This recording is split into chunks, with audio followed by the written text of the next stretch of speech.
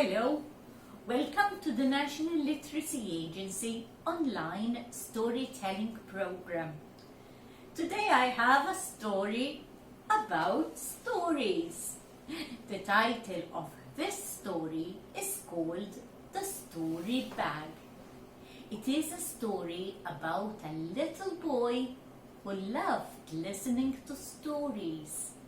And every time he listened to a story, he put it inside a bag and he kept it in there. But did the stories like that? We don't know, do we? So it is story time. You look and you listen.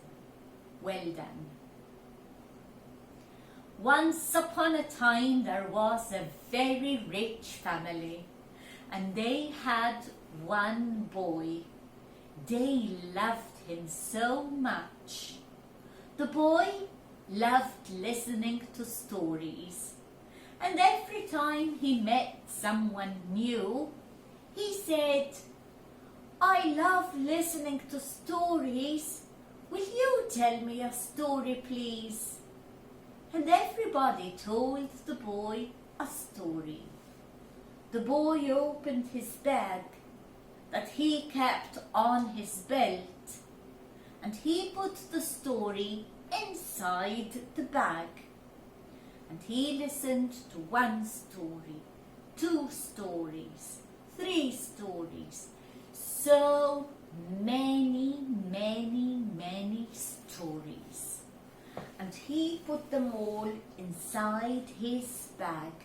And there were so many stories that he had to push them down and very quickly fasten the bag so no story would escape. The boy was not a boy anymore. He grew up and he had a girlfriend.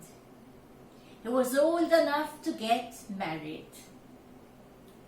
And on the night before he got married, there was the faithful old servant in the kitchen. And he heard voices. He looked around in the kitchen, and he was surprised because there was nobody in the kitchen. And he said, "But I hear voices."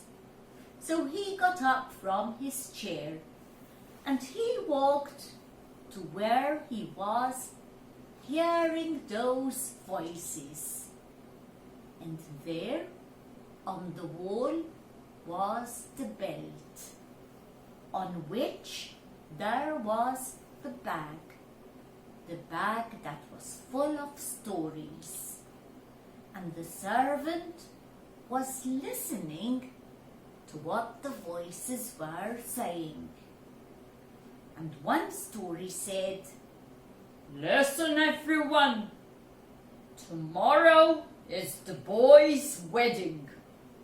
I think that we have been locked up in this bag for long, too long I must say.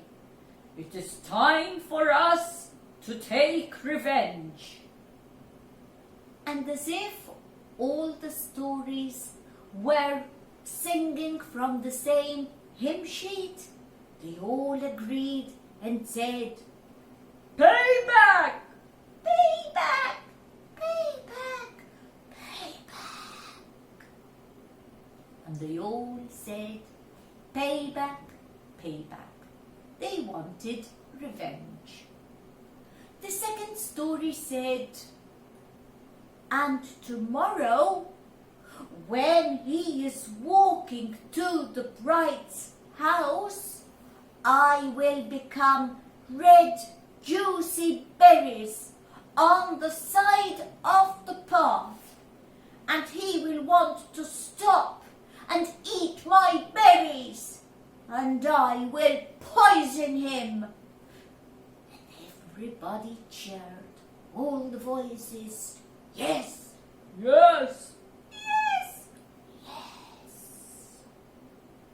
And the third story said, and if nothing happens, I will become a spring, and beside the spring there will be a beautiful cup, and he will want to stop and drink from my water. Then I will poison him. And all the voices agreed. Payback! Payback! Payback! And another story said, and if nothing of what you say happens, then I will become a red hot piece of metal. And when he is coming down from his horse, he will burn his feet. He will burn his feet so badly that he will die from a slow and painful death. And yes, all the voices agreed. And the last story said, and if he is still alive, in a whisper, I will become a poisonous snake. I will be in their bed, and when they climb in their bed, I will bite them both, and they will die from my poison. Hiss! And the faithful old servant heard all the stories say what they had to say. He just had to take care of his master. The next day, the groom, he mounted on the horse, on this very beautiful horse, all ready to go to the bride's house. But the servant, he took the bridle from his master, and he said, my master, I will walk the horse today to your bride. But the groom said, no, I can do that. Today you will stay here. There is so much to do. You cannot come with me. But the old servant said, no, master, today I will walk the horse.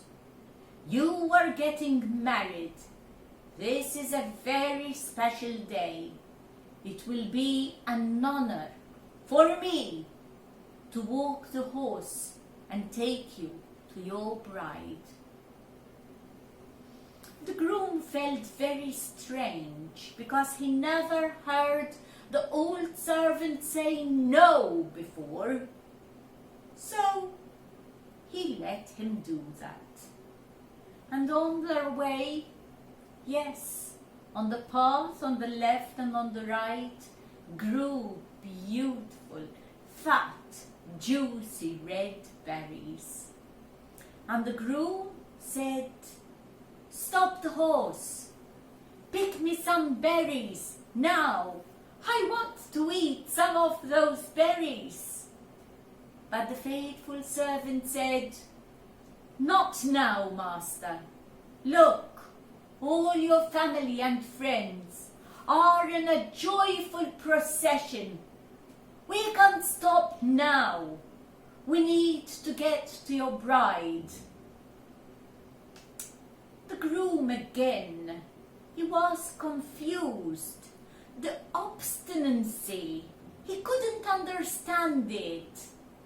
Why? But why did the faithful old servant say no a second time? And they walked further on, and there was the spring. and beside the spring a beautiful cup. And the groom said, "I have been thirsty for so long. I want to drink now." But again, the faithful old servant said, "No, we cannot stop the procession now. Look, when we get to the shade of those trees, you will not feel thirsty anymore." And he just whipped the horse on the side to make him go. The groom just couldn't understand. But now they were very close to the bride's home. It was so beautiful. The path, the gates were opened. It was all decorated with beautiful flowers. And there was a very pleasant scent. All the people moved to the side, and they made room in the courtyard for the groom to enter.